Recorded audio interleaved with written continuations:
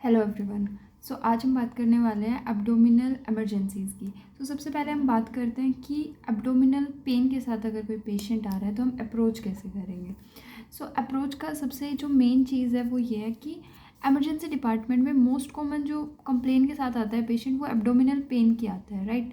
अब हमें अप्रोच कैसे करना है। कोई भी पेशेंट आ रहा है, सबसे पहले हम लेंगे उसके वाइटल्स, जिसके अंदर हमारा आता है BP, pulse, respiratory rate and all.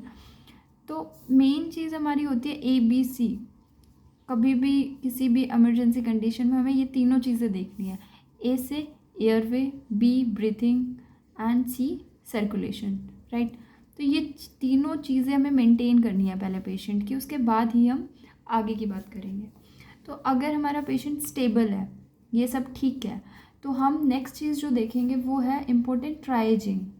ट्राइजिंग से क्या समझते हैं हम कि हमें डिफरेंशिएट करना है कि जो एब्डोमिनल पेन है पेशेंट को वो बिनाइन कॉजेज़ की वजह से है, सीरियस कॉजेज़ की वजह से है, या फिर लाइफ थ्रेटनिंग कॉजेज़ तो नहीं है। तो ये डिफरेंशिएट करना हमारे लिए बहुत इंपॉर्टेंट है, रूल आउट करना, उसके अकॉर्डिंगली हम मैनेज करेंगे। तो अगर हम कुछ बिनाइन कॉजेज़ की बात करें एब्डोमिनल पेन में पर्टिकुलरली, तो हमारे पास क्या होएगा, GERD, that is gastro oesophageal reflux disorder. उसके अलावा कोई भी वायरल इन्फेक्शंस हो सकते हैं जिनके अंदर पेशेंट को फीवर होगा, कंप्लेनिंग ऑफ एब्डोमिनल पेन, साथ में वोमिटिंग हो सकता है, या एल्टर्ड बाउल हैबिट्स हो सकती है। उसके बाद है सीरियस कॉजेज़ के अंदर हमारे पास आते हैं अपेंडिसाइटिस, जो पेशेंट कंप्लेन कर सकता है, जिसके साथ आ सकता है डाइवर्टिकुलाइटिस हो सकता है, राइट। पैंक्रियाटाइटिस हो सकता है, या फिर कोई स्टोन हो सकता है, यूरिट्रिक स्टोन या किडनी स्टोन या फिर गॉल ब्लैडर में स्टोन, राइट। लाइफ थ्रेटनिंग के अंदर जो आते हैं वो हमारे पास है एब्डोमिनल एओर्टिक एन्यूरिज्म। ये रप्चर्ड भी हो सकता है और अनरप्चर्ड भी हो सकता है। या फिर इसके अलावा हमारे पास हो सकता है रप्चर्ड एक्टोपिक प्रेगनेंसी। तो हमारे पास जो भी फीमेल्स रिप्रोडक्टिव एज में फीमेल्स आ रही है उनका हमें प्रेगनेंसी टेस्ट ज़रूर कराना है। LMP लेना है सबसे पहले हिस्ट्री में, and then pregnancy test is must. तो रप्चर्ड एक्टोपिक प्रेगनेंसी हो सकता है, देन परफोरेशंस हो सकता है, perforation of intestine. Okay, so ये हमारे पास है कुछ कॉजेज़ जिनको हमें रूल आउट करना है। तो अब हम बात करते हैं पेन की। अगर हम पेन देखें तो हमारे पास पेन विसरल पेन हो सकता है, राइट, या फिर पेराइटल पेन हो सकता है। तो ये हमें डिफ्रेंशिएट करना है कि पेन विसरल है या पेराइटल है। तो सबसे पहले हम इन दोनों पेन की कुछ खास बातें देखते हैं। सबसे पहले विसरल पेन पे आता है। विसरल पेन क्यों होता है? ये होता है due to the distension of viscera. Okay, viscera कोई भी organ, viscera means organ, right. तो ऑर्गन की डिस्टेंशन की वजह से या फिर उनकी कैप्सूल के एक्सटेंशन की वजह से हो सकता है। तो होलो ऑर्गन के डिस्टेंशन की वजह से पर्टिकुलरली विसरल पेन होगा। ओके, एंड पेराइटल पेन होता है पेराइटल पेरिटोनियम की डिस्टेंशन की वजह से या इन्फ्लेमेशन की वजह से। तो पेराइटल पेरिटोनियम की इन्फ्लेमेशन। अब जो विसरल पेन होता है वो हमारा डल एकिंग पेन होता है। ओके, मतलब कॉन्स्टेंटली थोड़ा थोड़ा हल्का हल्का पेन फील होता रहेगा पेशेंट को, और साइट पर्टिकुलरली जो पेशेंट होता है वो पिन पॉइंट करके नहीं बता पाएगा कि यहाँ पेन हो रहा है। Actually it's a diffuse pain. Okay, और जो विसरल पेन होता है ये मोर लाइकली डिपेंड करता है उसके डेवलपमेंटल एम्ब्रियोलॉजिकल डेवलपमेंट पे। मीन्स कि अगर फोरगट से वो ऑर्गन डेवलप हुआ है तो जो पेन होगा वो हमारा एपिगैस्ट्रियम में होगा। ओके, तो हमारे फोरगट के जितने भी ऑर्गन्स हैं उनका पेन एपिगैस्ट्रियम में होगा।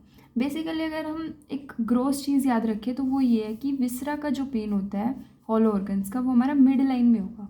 ओके, अब मिड लाइन को अगर हम देखें, यहाँ हमारी अम्बलाइकस है। ओके, ये एपिगैस्ट्रियम रीजन हो गया और ये सुप्राप्यूबिक रीजन हो गया। तो फोरगट के जो ऑर्गन्स है उनका पेन होगा हमारा एपिगैस्ट्रियम में। मिड गट का पेन जो होगा वो हमारा होगा periumbilical region surrounding umbilicus. Okay, and hind gut का होगा हमारा सुप्राप्यूबिक लोअर रीजन्स में जो सुप्राप्यूबिक रीजन्स आ गए। तो ये हमारा पेन की बात हो गई, हमारे पास विसरल पेन की बात हो गई। इसके अलावा हम बात करते हैं रेफर्ड पेन। जो रेफर्ड पेन होता है वो क्या होता है कि जो हमारे पास पर्टिकुलर ऑर्गन है जिनकी innervation similar to those organ है, जैसे हम बात करते हैं फॉर एग्जांपल डायफ्राम है, ओके, डायफ्राम की इरिटेशन हो रखी है, तो इस इरिटेशन की वजह से हमारे पास शोल्डर पेन भी होगा। अब जो ये शोल्डर पेन हो रहा है, क्यों हो रहा है, ये एक रेफर्ड पेन है, क्योंकि इन दोनों की जो इनर्वेशंस है, नर्व सप्लाई है, सिमिलर है, तो इसलिए हमारा डायफ्राम का पेन जो है वो रेफ़र होगा शोल्डर पेन से। तो हमारे पास और भी पर्टिकुलर गॉल ब्लैडर का पेन जो है वो रेफ़र होगा हमारे पास, और पर्टिकुलर पेन्स होते हैं जो रेफर्ड होंगे, ओके। तो ये हमारे पास हो गई रेफर्ड पेन की बात। अब हम आते हैं पैराइटल पेन पे। तो पैराइटल जो पेन होता है वो हमने बात की पैराइटल पेरिटोनियम की इन्फ्लेमेशन की वजह से हो रहा है। ये एक शार्प पेन है, ओके, कि पेशेंट जो है ना पर्टिकुलर लोकलाइज करेगा इस पेन को कि यहाँ पेन हो रहा है, या अगर हम ये माने कि हमारे क्वाड्रेंट्स है 9 क्वाड्रेंट्स, तो पर्टिकुलरली लोकलाइजिंग पेन होगा पेशेंट को, ओके, लोकलाइजिंग पेन। तो ये हमारे हो गए विसरल एंड पैराइटल पेन के बारे में। अब हम बात करते हैं हाउ टू अप्रोच पेशेंट को, हमें डायग्नोसिस तक कैसे पहुंचना है। तो it's a series of events. सबसे पहले हिस्ट्री की बात करते हैं। History is very important, right. तो हिस्ट्री के अंदर जो पहला पॉइंट आता है वो आता है ऑनसेट। जो पेन हुआ है पेशेंट को वो सडन है या ग्रेजुअल है। इससे हमारी बहुत सारी चीज़ें रूल आउट होती है। जो सडन पेन होता है वो होता है हमारा जैसे एब्डोमिनल एओर्टिक एन्यूरिज्म में अगर रप्चर कर जाए तो, या फिर परफोरेशन में हो सकता है सडन पेन, ट्रोमा के केस में हो सकता है। ग्रेजुअल पेन कोई भी इन्फेक्शन हो, इन्फ्लेमेशन हो, ओके, तो ग्रेजुअल पेन होगा। सेकंड जो चीज़ हमें ध्यान रखनी है दैट इज़ साइट, कहाँ पेन हो रहा है। तो हम जो एब्डोमिनल हमारे क्वाड्रेंट्स हैं उनको हम 9 क्वाड्रेंट्स में हम डिवाइड करते हैं, उनके अकॉर्डिंगली हम साइट देख सकते हैं और उसके अकॉर्डिंगली हमें आइडिया लग सकता है कि किस पर्टिकुलरली किस वजह से पेन हो रखा होगा। Third is the quality of pain. तो क्वालिटी ऑफ पेन हमने पहले भी बात किया कि विसरल पेन है या पैराइटल पेन है, हम ये सारी चीज़ें पता लगा सकते हैं। Then is the radiating pain या रेफर्ड पेन। तो हमें ध्यान रखना और पेशेंट से पूछना है कि कहीं और तो रेफर्ड नहीं हो रहा पेन। जैसे अगर पैंक्रियास का पेन है तो हम बात करते हैं कि वो हमारा बैक में मोस्टली रेडिएट करता है। सो ऐसे और हमारे पास बहुत सारे पेन है जिनके अंदर पर्टिकुलरली रेडिएटिंग और रेफर्ड पेन होता है। तो ये हिस्ट्री लेना is very important. Then associated symptoms. अब एसोसिएटेड सिम्टम क्यों इंपॉर्टेंट है, हमारे पास कोई एब्डोमिनल पेन के साथ पेशेंट आ रहा है, साथ में वो चेस्ट पेन बता रहा है, तो हम रूल आउट करेंगे कार्डियक कॉजेज, राइट। सिमिलरली अगर एब्डोमिनल पेन के साथ आ रहा है, साथ में पेशेंट को नोजिया है, वोमिटिंग है, ओके, तो हम ऑब्स्ट्रक्शन रूल आउट करेंगे, जीआई कॉजेज देखेंगे। सिमिलरली अगर यूरिनरी सिम्टम्स है तो हम जेनाइटो यूरिनरी कॉजेज देखेंगे, स्टोन वगैरह के बारे में हिस्ट्री लेंगे, है ना, उससे रिलेटेड क्वेश्चंस करेंगे। या फिर हमारे पास पेशेंट को वेट लॉस है, एनोरेक्सिया है, तो हम और बहुत सारी चीज़ें रूल आउट करेंगे। क्रॉनिक कॉजेज़, कई बार होता है कि क्रॉनिक जो डिजीज़ है उन पर हमारे पास एक्यूट पेन हो जाता है, ओवरलाइंग एक्यूट पेन, तो हम ये सारी चीज़ें रूल आउट करेंगे उनके बेसिस पे। तो ये हमारे पास हो गया हिस्ट्री, ओके।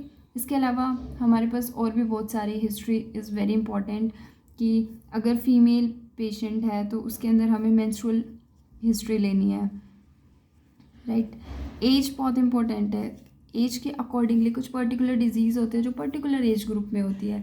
अपेंडिसाइटिस का पेन है जो एडल्ट के अंदर होता है कॉमनली। तो ऐसे हमें बहुत सारे ये सारे पॉइंट्स जो है माइंड में रखने हैं। नेक्स्ट आते हैं फिजिकल एग्जामिनेशन पे। तो जो फिजिकल एग्जामिनेशन है वो हमारा 4 पार्ट में होता है। इसके अंदर हमारे पास inspection, palpation, auscultation and percussion. तो इसी सीक्वेंस में हमेशा हमारा एग्जामिनेशन होता है। बट एब्डोमिनल पेन के अंदर जो ऑस्कल्टेशन है ये इतना इम्पोर्टेंट नहीं है, पर से परकशन भी इतना इम्पोर्टेंट नहीं है। जो इम्पोर्टेंट पॉइंट्स है they are inspection and percussion, okay. तो एग्जामिनेशन में ना सबसे पहले जो ध्यान रखना है वो ध्यान रखना है हमें पेशेंट के जनरल अपीयरेंस का। कुछ पेन होते हैं जिनके अंदर जो पेशेंट है वो रोल अप रहेगा, टर्न करेगा, रोल करेगा, है ना। जैसे कॉलिकी पेन जो होता है, स्टोन के अंदर यूरिट्रिक स्टोन का पेन है तो उसके अंदर पेशेंट टर्न करेगा, रोल करेगा, जो उसकी जनरल कंडीशन रहेगी। लेकिन पेरिटोनाइटिस है, अगर पेरिटोनाइटिस है पेशेंट को तो पेशेंट एकदम स्टिल रहेगा, है ना। ऐसे ही अगर हमारे पास पैंक्रियास का पेन है, पेशेंट लीन फॉरवर्ड करेगा। तो ये सारी हम पेशेंट को पर्टिकुलरली ऑब्जर्व करना है, उसकी जनरल अपीयरेंस को, देन इंस्पेक्शन की अब हम बात करते हैं, पर एब्डोमिनल इंस्पेक्शन की। तो इंस्पेक्शन में हमें क्या देखना है, कोई भी स्कार मार्क तो नहीं है, स्वेलिंग तो नहीं है, हर्नियल साइट्स देखनी है। कई बार ऑब्स्ट्रक्टेड हर्निया हो सकता है जिसमें पेशेंट एक्यूटली प्रेजेंट करेगा, है ना। कोई sinus, swelling, scar mark normally हमें देखना है, whatever we are observing. अगर पल्सेशन, अगर हमें विजिबल पल्सेशंस है, तो ये सारी चीज़ें हमें देखनी है इंस्पेक्शन में। देन पाल्पेशन में पर्टिकुलर कुछ साइंस होता है, लाइक हमारे पास मर्फी साइन होता है अगर हम गॉल ब्लैडर के अंदर बात करें, कोलेसिस्टाइटिस में, राइट। रूफसिंग साइन होता है अपेंडिसाइटिस में। तो और एब्डोमिनल वॉल की टेंडरनेस को देखने के लिए हमारे पास कार्नेट साइन होता है। तो these are all signs that, तो physical examination is very important. Then next is the investigation. हम अकॉर्डिंगली इन्वेस्टिगेट करेंगे, जो भी हमें on the basis of history examination हम जो भी सोच रहे हैं उसके अकॉर्डिंगली। लाइक अगर हम ऑब्स्ट्रक्शन सोच रहे हैं तो हम एक्सरे कराएंगे हॉल एब्डो, है ना, इरेक्ट सुपाइन। उसके अंदर हम मल्टीपल एयर फ्लूइड लेवल्स देखेंगे। या फिर अगर हम परफोरेशन की तरफ सोच रहे हैं तो एक्सरे के अंदर हमें फ्री एयर दिखेगी, लाइक डायफ्राम के नीचे, सब डायफ्रामेटिक। तो ये सारी इन्वेस्टिगेशंस, तो इन्वेस्टिगेशन में हमारे पास जो इमरजेंसी के अंदर मोस्टली होता है that is the chest X-ray, जिसके अंदर हम कुछ चीज़ें रूल आउट कर सकते हैं। Second is the abdominal X-ray. Then ultrasound में हम एब्सेस देख सकते हैं, गोल स्टोन्स देख सकते हैं, राइट। और हमारे पास यूएसजी के अंदर appendicitis and thickening of the walls, lymph nodes, ये सारी चीज़ें हमें पता चलेंगी। उसके बाद आते हैं हमारे पास सीटी एंड एमआरआई। ये हमारी बाद की इन्वेस्टिगेशंस होते हैं जब हमें सस्पिशियस होता है, हमारा डायग्नोसिस क्लियर नहीं होता, उस तब हम सीटी या एमआरआई कराते हैं, ओके। जैसे एब्डोमिनल एओर्टिक एन्यूरिज्म है, उसके अंदर जो इन्वेस्टिगेशन ऑफ चॉइस है that is the MRI. And after everything, इन सारी चीज़ों सीक्वेंस के बाद हमारा एक पर्टिकुलर डायग्नोसिस होगा और उसके अकॉर्डिंगली हम ट्रीट करेंगे। So this is all about how to approach, okay. अब हम एक मेन चीज़ की बात करने वाले हैं, that is the diagnostic strategy. इसके अंदर हम क्या करेंगे, हम एक सिंपल सा फ्लो चार्ट पढ़ने वाले हैं जिसके अंदर हम क्या देखेंगे। सबसे पहले पेशेंट अगर कोई भी इमरजेंसी में आ रहा है एब्डोमिनल पेन के साथ, हमने देखा पेशेंट स्टेबल है या अनस्टेबल है। अगर पेशेंट अनस्टेबल है तो हम रूल आउट करेंगे एब्डोमिनल एओर्टिक एन्यूरिज्म, ओके। अगर हमारे पास ये आता है एब्डोमिनल एओर्टिक एन्यूरिज्म, हम अकॉर्डिंगली सर्जिकल इंटरवेंशन करेंगे।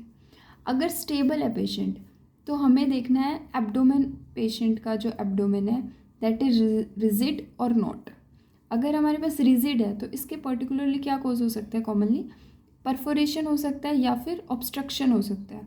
तो हम अकॉर्डिंगली चेस्ट एक्सरे कराएंगे और हमारे पास एक्सरे होल एब्डो कराएंगे और उससे हम रूल आउट करेंगे इन दोनों कंडीशंस को। उसके बाद अगर एब्डोमेन रिजिड नहीं है तो हम पेन को देखेंगे कि हमारे पास पेन जो है वो पुअरली लोकलाइज्ड है या फिर वेल लोकलाइज्ड है। हमने पहले ही बात किया, जो पुअरली लोकलाइज्ड है पेन मीन्स विसरल पेन। तो विसरल पेन के अंदर हम क्या देखेंगे, हम रूल आउट करेंगे एब्डोमिनल एन्यूरिज्म, ओके, जिसके लिए हम सीटी कराएंगे। अगर हम सस्पिशियस हमारे है माइंड के अंदर सस्पिशियस है और जो सारी जो एसोसिएटेड फीचर्स मिल रहे हैं इसके, या फिर इसके अलावा अगर हम नहीं सस्पेक्ट कर रहे हैं तो हम अर्ली अपेंडिसाइटिस, हमारे डीडी क्या क्या हो सकते हैं, डिफरेंशियल डायग्नोसिस। तो अर्ली अपेंडिसाइटिस हो सकता है या फिर अर्ली ऑब्स्ट्रक्शन हो सकता है, mesenteric ischaemia, inflammatory bowel disease. तो ये सारे हमारे पास डिफरेंशियल डायग्नोसिस है। अब बात करते हैं वेल लोकलाइज्ड। तो वेल लोकलाइज्ड के अंदर अगर हम देखें, क्वाड्रेंट्स की बात करते हैं, तो ये हमारे पास हो गया left upper quadrant, left lower quadrant, right upper quadrant and right lower quadrant, okay. और एक हम बात कर लेते हैं एपिगैस्ट्रियम रीजन की, जो हम अलग से कर लेंगे। तो राइट अपर क्वाड्रेंट के अंदर अगर पेन है, लोकलाइज्ड पेन है, तो we can think of pyelonephritis, means kidney के हम कंडीशन सोच सकते हैं, स्टोन, पाइलोनेफ्राइटिस, या हम लीवर के बारे में सोच सकते हैं, हिपैटिक एब्सेसिस, या फिर लंग के बारे में, राइट। लंग के बारे में क्या, निमोनिया, लंग एब्सेस। तो ये सारी चीज़ें हमें रूल आउट करनी है। उसके अलावा अगर लेफ़्ट साइड के अंदर है तो हम स्प्लीन को रूल आउट करेंगे, स्प्लीनोमेगैली, रप्चर स्प्लीन, या और उसके अलावा हम गैस्ट्रिक कॉजेज़ को रूल आउट करेंगे, gastric ulcer, peptic ulcer disease.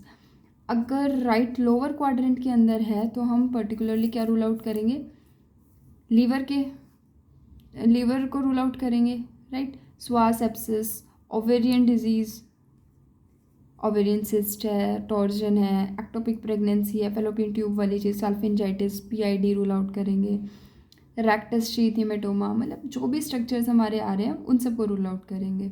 हमारे पास लार्ज बाउल को रूल आउट करेंगे। राइट लोअर क्वाड्रेंट में सिमिलर थिंग्स, साथ में डाइवर्टिकुलाइटिस जो हमारा कॉमनली इधर होता है, ये सारी चीज़ें रूल आउट करेंगे।